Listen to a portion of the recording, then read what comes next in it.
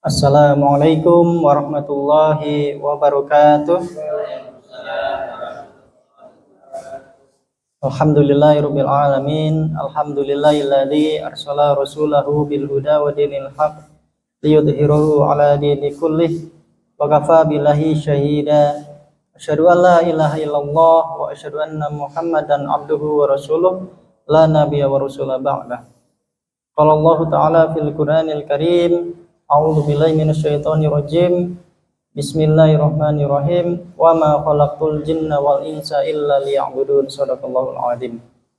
Alhamdulillah, pada kesempatan malam hari ini bisa bermuajah kembali insyaallah dalam majelis ilmu yang senantiasa dirahmati oleh Allah, dan tak lupa kita patut bersyukur sampai detik ini kita masih berislam, kita masih diberikan rahmat oleh Allah dan bisa menginjakkan kaki di tempat ini dalam rangka menuntut ilmu.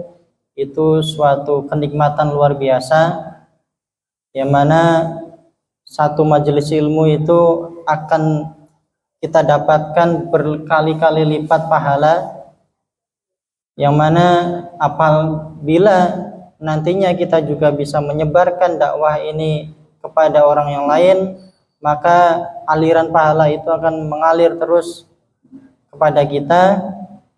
Dan semoga pertemuan malam hari ini juga nantinya kita mendapatkan ilmu yang bermanfaat dan juga pahala yang nanti dicatat oleh Allah Subhanahu wa taala. Dan alhamdulillah,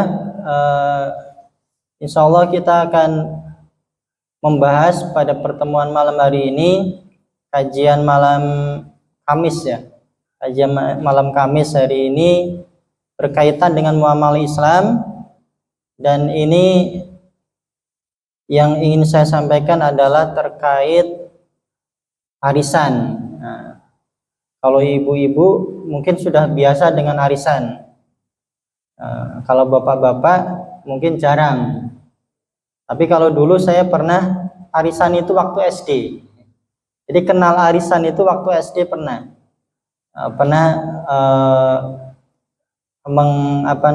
Mengerjakan apa yang disebut arisan itu. Sekalipun yang namanya anak-anak masih SD, ya nominalnya kecil. Dan kenapa ini penting? Ternyata arisan model sekarang itu tidak seperti dulu. Sekarang zamannya online, banyak juga penipuan arisan.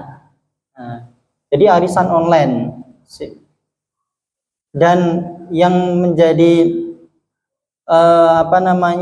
ironisnya, kalau online itu kan kita tidak kenal ya, satu dengan yang lainnya tidak kenal. Kalau antar sesama kampung, satu kampung, kita bisa kenal satu dengan yang lainnya. Kita ikut arisan itu percaya gitu. Dan kalaupun ada satu hal masalah, kita bisa tahu orangnya mana, kita datangin, masalahnya apa, selesai perkara kan gitu. Asal tidak kabur aja gitu. Tapi kalau online, itu herannya kok banyak juga yang ikut. Gimana orang itu bisa pastikan orang itu benar gitu. Karena beberapa berita itu ada muncul penipuan berkedok arisan online. Dan arisannya kadang macam-macam. Tidak hanya bentuknya uang, kadang juga bentuknya barang. Barang apapun itu. Kadang disebarkan di Facebook, kemudian nanti masuk ke grup WA gitu. Jadi seperti itu. Tapi namanya grup WA pun sekalipun ada nomornya, namanya nomor HP itu kan sekarang gampang aja beli. Kemudian kalau memang sengaja untuk menipu, ya buang kan gitu, bisa gitu. Itu makanya kita harus hati-hati, terutama kalau sifatnya online. Itu.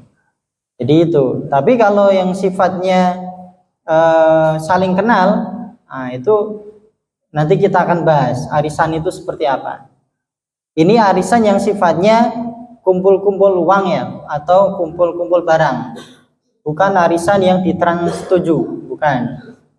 Biasanya ibu-ibu mungkin jam segini sudah mulai ini, gitu ya. Jam sini sudah mulai nonton arisan. Tapi arisannya arisan kuis. Yang kita akan bahas pada malam hari ini arisan yang biasanya mengumpulkan uang atau barang.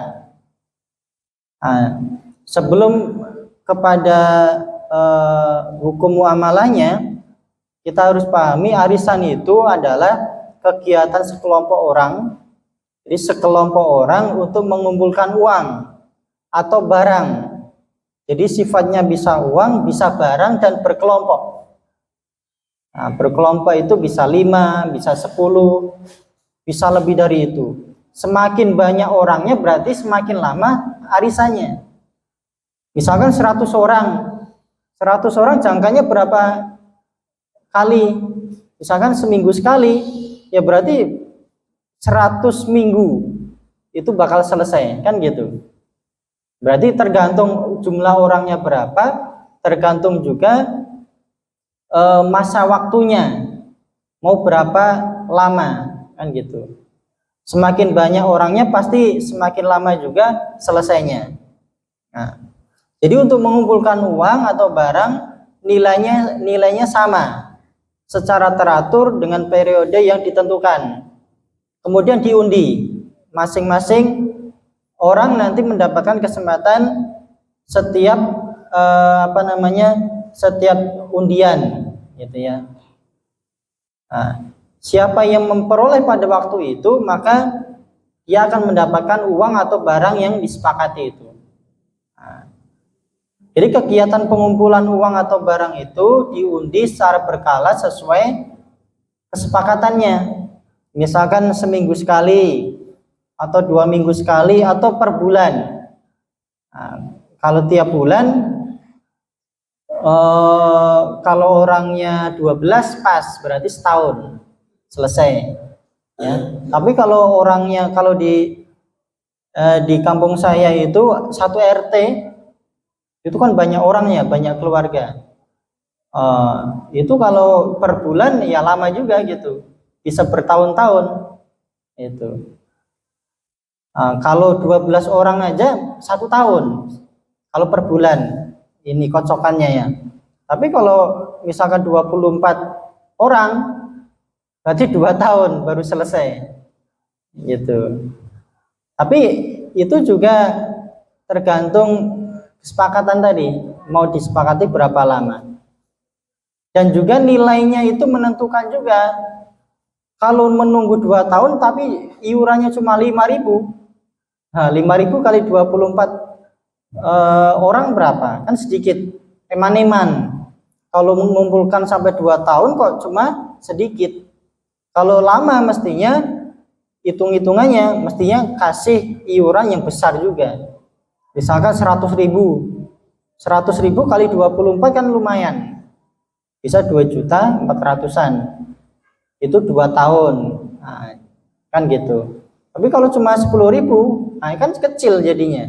Eman-eman waktu lamanya mengumpulkan uang 2 tahunan dengan nilai yang didapatkan ya seakan tidak sebanding gitu. Jadi kalau mau arisan nanti disesuaikan juga nilai nominalnya, hitung-hitungannya kira-kira pantas gitu. Jadi seperti itu. Dalam bahasa Arab arisan itu disebutnya jam'iyah al-muwazzafin. Jam'iyah al-muwazzafin. Ini ada dalam kitab tentang hukum arisan dalam fikih Islam, yaitu jam'iyah al-muwazzafin wa ahkamuhu fil fikih al-islami. Ini tulisannya dari Syekh Abdullah bin Abdul Aziz Al-Jibrin. Jadi secara bahasa, arisan dalam bahasa Arab itu disebutnya jam'iyah al-muwazzafin. Ini kalau kita kenalnya ya arisan aja. Menurut Syekh Abdullah itu, beliau menerangkan bahwa hukum arisan itu seperti halnya hukum qard atau pinjaman atau utang piutang. Jadi arisan itu secara fikih Islam itu termasuk ke dalam hukum hutang piutang atau qard atau pinjaman. Nah, jadi nanti hukumnya seperti apa, apakah boleh atau tidak ya tergantung apa yang dilakukan di arisan itu. Itu. Contohnya misalkan ada 3 orang, nah, 3 orang namanya A, B, dan C. Arisannya mingguan, jadi tiap minggu iuran dan diundi. Ya. Masing-masing iurannya 100.000. Ini contohnya. Minggu pertama misalkan yang keluar namanya A.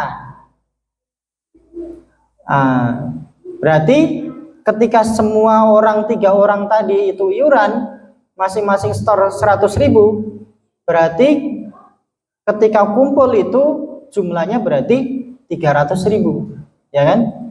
Masing-masing setoran 3 orang dalam 1 minggu itu keluar namanya siapa, berarti yang didapatkan oleh A, misalkan yang keluar namanya A, itu dia pulang membawa uang 300.000. Dengan dia menyetor 100.000, dia dapat bawa pulang 300.000. Nah, secara prinsip Islam, si A ini ya, dia dihutangi yang 200.000 tambahan tadi, dihutangi oleh B sama C, kan gitu. Dia setor 100.000, pulang dia dapat kocokannya itu 300.000 bawa pulang ke rumah. Nah, berarti dia mendapatkan pinjaman 200.000, yang pertama dari B, yang kedua dari C. Itu minggu pertama. Minggu kedua, karena A sudah mendapatkannya pada waktu yang pertama, berarti minggu kedua dia pasti tidak dapat, kan gitu. Minggu kedua si A harus membayar hutang, kembalikan ke B sama C, kan gitu, ya. Si B sama C, tergantung siapa yang dapat.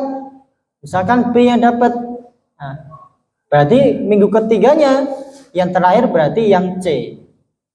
Jadi masing-masing orang di dalam arisan itu saling meminjami, saling dipinjami, kan gitu. Kalau dapat duluan berarti dia dapat utangan yang pertama kali. Berikutnya berarti dia harus membayar utang itu, ngasih kembali itu. Itu yang terjadi dalam arisan yang kita maksud, gitu ya. Jadi fakta-fakta arisan itu pada prinsipnya itu sifatnya utang piutang, ya, utang piutang. Nah, makanya semuanya itu harus dikondisikan, harus sesuai dengan syariah terkait hukum qard atau utang piutang tadi. Kalau ternyata di dalam arisan itu ada hal-hal yang tidak sesuai dengan syariat tentang utang piutang, maka bisa dipastikan arisan itu batil, tidak boleh dilakukan gitu. Tapi kalau selama dalam arisan itu tidak melanggar aturan-aturan hutang piutang, maka menurut Syekh Abdullah itu disebut arisan hukumnya boleh. Nah, arisan itu hukumnya boleh. Sekalipun beberapa ulama yang lain mengharamkan. Ada sebagian yang mengharamkan. Contohnya Syekh Salis Al-Fauzan itu mengharamkan. Tapi sebagian yang lainnya adalah membolehkan. Dan kita mengambil pendapat yang kuat adalah yang membolehkan terkait arisan. Jadi secara hukum fikih, hukum muamalah, arisan itu secara prinsip yang lebih kuat, yang rajih, itu dihukumi boleh. Nah, tinggal nanti kita teliti di dalam arisan itu ada unsur-unsur yang melanggar enggak gitu. Nah, itu. Jadi boleh akad arisan karena itu terkait muamalah yang tidak melanggar syariat selama tadi sesuai dengan hukum-hukum qard, utang piutang. Gitu. Jadi selama arisan tidak melanggar hukum-hukum syariat tentang utang piutang, maka arisan hukumnya boleh. Tapi kalau ada hal-hal yang melanggar syariat, maka dihukumi tidak boleh. Gitu. Intinya itu, gitu. Secara garis besar kita mau arisan itu boleh. Nah, tinggal catatannya nanti belakangan. Contohnya di dalam arisan itu biasanya tidak sekedar kumpul kemudian ngundi siapa yang dapat. Biasanya sambil kumpul sambil makan-makan kan gitu. Nah, uang makan-makannya itu diambil dari mana? Nah, ini harus terpisah. Tidak boleh diambil dari uang setoran arisan. Itu. Karena terpisah, karena nanti utang piutang kan. Utang piutang itu harus sama. Dapatnya berapa, keluarnya berapa, sama. Kembalinya sama. Nah, kalau di dalam suatu forum arisan itu pengen ada makan-makan, biaya konsumsi, dan lain sebagainya, maka itu harus terpisah dari akad arisan itu sendiri. Jadi dipisah, khusus arisan sendiri, khusus untuk biaya makan-makan sendiri. Itu. Misalkan juga dalam forum arisan itu pengen mengundang ustadz atau ustazah. Nah, dia kan harus dikasih amplop laminan untuk transportasi misalkan. Itu harus dianggarkan sendiri. Jangan ngambil uang dari setoran arisan. Nah, karena kalau ngambil uang arisan itu bisa jadi berkurang dapatnya gitu. Nah, jadi itu nanti store-nya berapa, dapatnya berkurang, nah itu nanti ketemunya itu jadi riba. Nah, di situ. Karena tadi akadnya arisan itu kan utang piutang. Kalau ada selisih antara yang didapat dengan apa yang di-store, nah itu nanti masuknya kepada prinsip kena riba.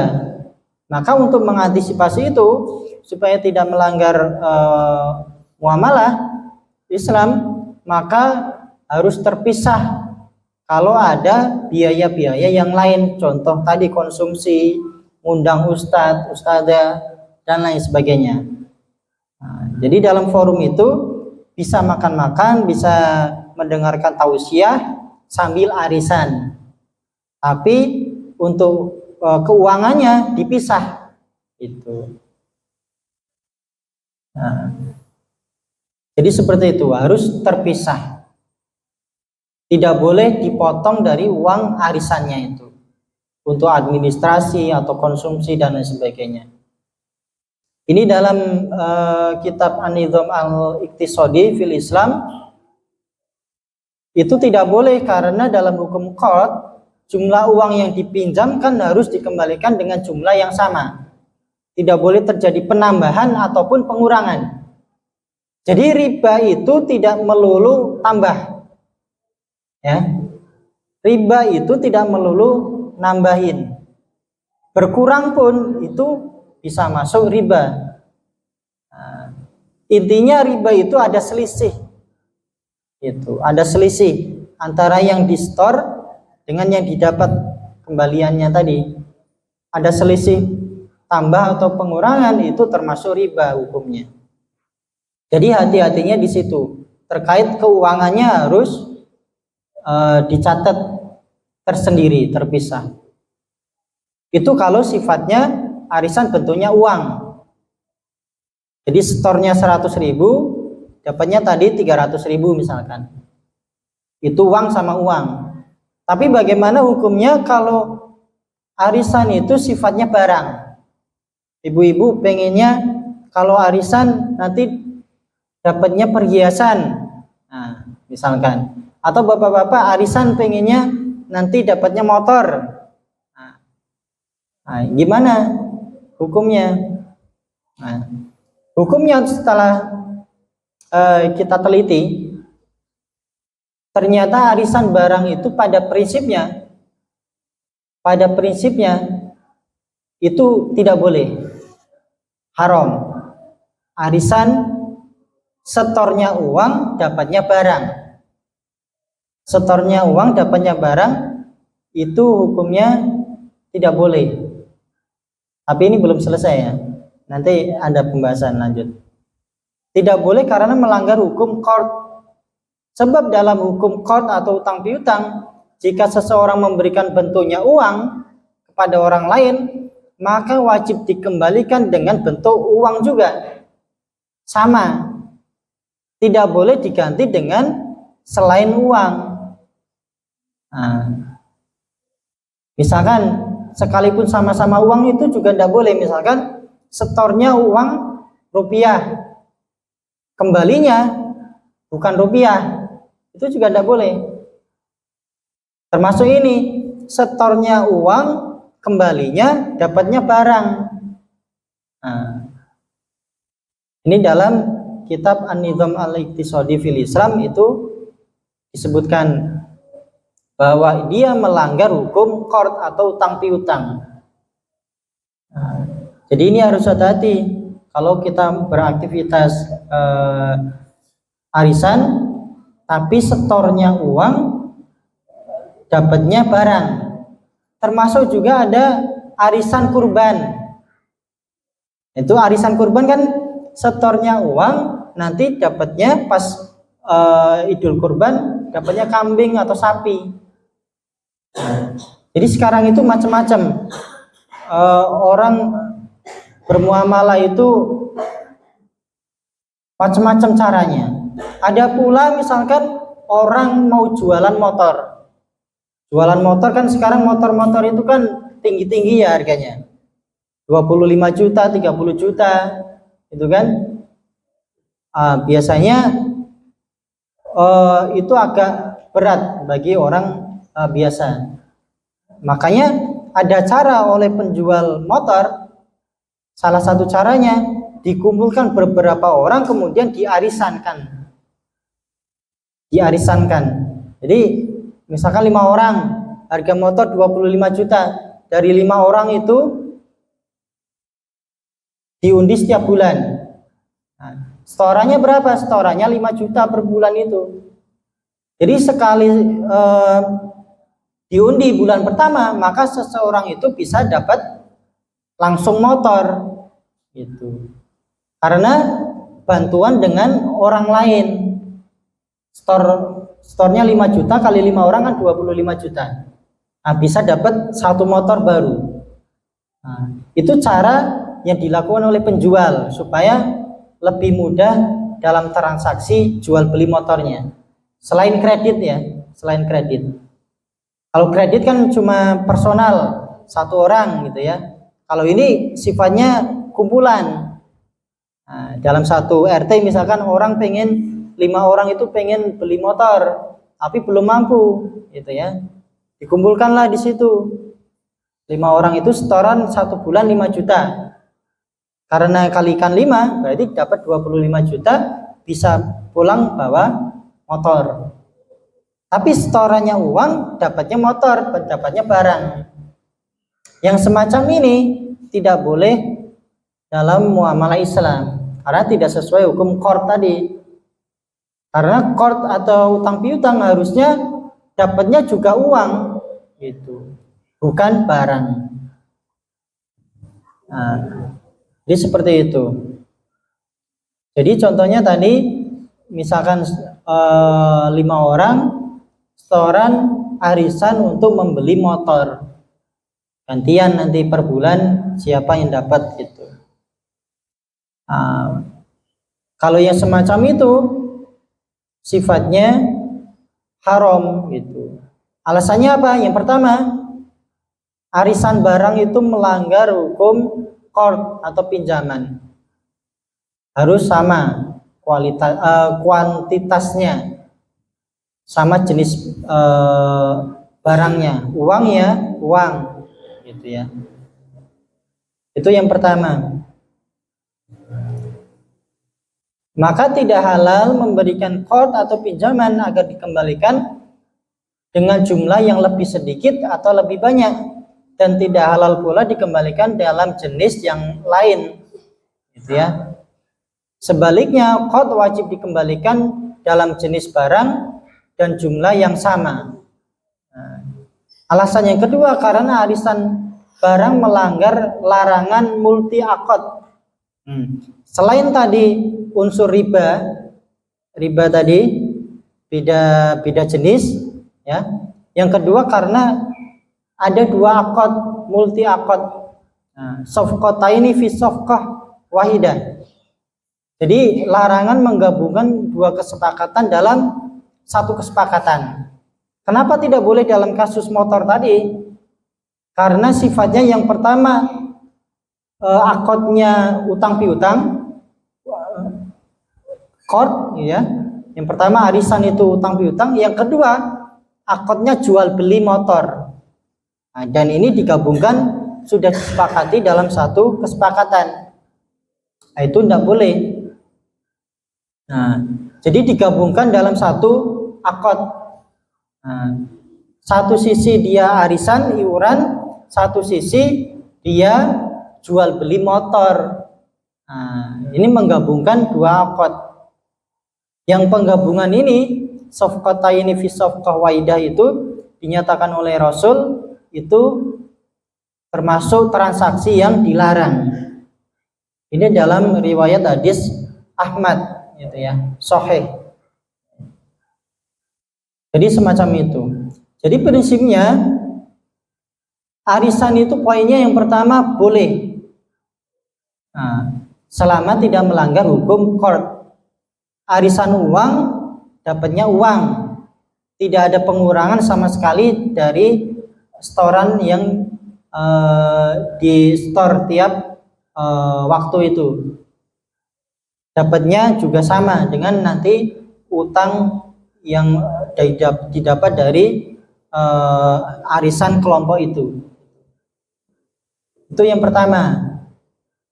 Kemudian prinsip yang kedua, arisan barang itu terlarang atau tidak boleh. Store-nya uang, dapatnya barang. Itu tidak boleh. Karena yang pertama ada unsur ribanya, berbeda barang. Yang kedua karena melanggar prinsip muamalah dua akad dalam satu akad. Nah, itu. Tetapi ini belum selesai. Lalu bagaimana solusinya? Kalau kita pengen arisannya arisan barang, bisa enggak celahnya untuk membuat arisan barang itu boleh? Ternyata bisa. Nah, bisa. Ibu-ibu atau bapak-bapak pengen arisan barang, bisa. Ada syaratnya. Syaratnya yang pertama, pemenang arisan itu diberikan hak opsi pilihan. Jadi kalau sudah menang ini dapat kocokan yang pertama atau keberapa, nanti diberikan pilihan mau diambil dalam bentuk uang atau mau diambil dalam bentuk barang. Jadi dikasih opsi. Ini tidak mengikat. Kalau yang pertama yang sebelumnya tadi arisan barangnya itu sudah mengikat. Store uang 5 juta untuk beli motor, itu sudah mengikat. Tidak bisa diambil uang gitu maksudnya. Nah, supaya transaksi arisan barang itu dibolehkan, salah satu solusinya yang pertama dia harus diberikan opsi pilihan. Kalau dapat silakan mau pilih mana, pilih uang atau pilih barang. Nah, dikasih opsi.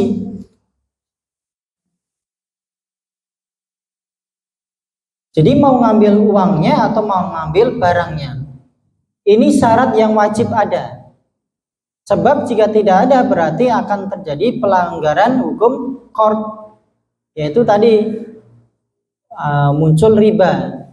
Itu yang pertama. Solusi yang kedua, jika pemenang arisan itu mengambil barang, nah misalkan ambil barang ini, maka wajib ada akad tersendiri dengan akad jual beli yang terpisah dari arisan. Jadi pisah.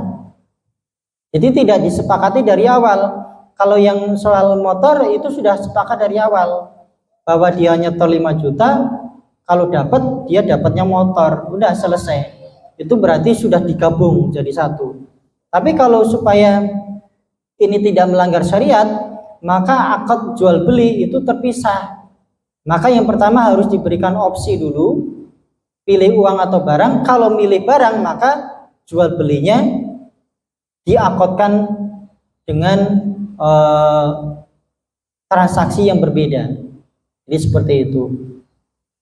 Nah, ini juga wajib ada, sebab jika tidak ada, maka melanggar safqata ini fi safqah wahidah, 2 akad dalam 1 akad tadi. Nah, jadi kesimpulannya, arisan barang itu hukumnya haram, kecuali ada solusinya. Pemenang arisan diberikan opsi boleh mengambil uang atau barang. Yang kedua, kalau mengambil barang wajib melakukan akad jual beli dengan pedagang yang terpisah dari akad arisan itu. Nah, jadi kalau dapat ini, wah saya mau ngambil motor aja gitu, ya udah jual beli sama pedagang motornya. Gitu. Jual belinya sama pedagang motornya tersendiri, jadi terpisah gitu. Nah, jadi itu. Jadi kesimpulannya, yang pertama arisan secara hukum, arisan uang ya, itu boleh asal tidak melanggar hukum qard. Yang kedua, arisan barang itu hukumnya tidak boleh kecuali disesuaikan dengan opsi-opsi tadi. Nah, jadi intinya arisan semuanya itu boleh asalkan kita paham bagaimana syariat Islam itu mengaturnya.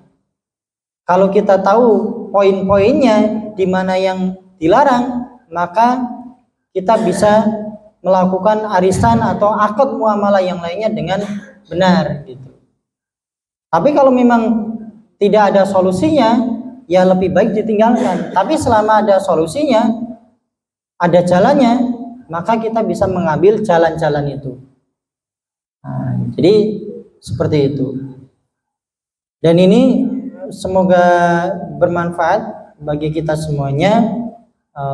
Paling tidak kita paham, mengerti kehidupan kita selama di masyarakat, baik kita yang melakukan muamalah itu ataupun saudara kita, keluarga kita ataupun orang lain, kita bisa memberikan pengarahan mana yang boleh, mana yang tidak boleh. Sedikitnya yang ini yang bisa saya sampaikan, kurang lebihnya mohon maaf. Terima kasih atas kesempatan waktunya. Saya kira cukup. Saya akhiri dengan doa kafaratul majelis. Subhanakallahumma wa bihamdika asyhadu an la ilaha illa anta astaghfiruka wa atubu ilaik. Terima kasih. Wassalamualaikum warahmatullahi wabarakatuh.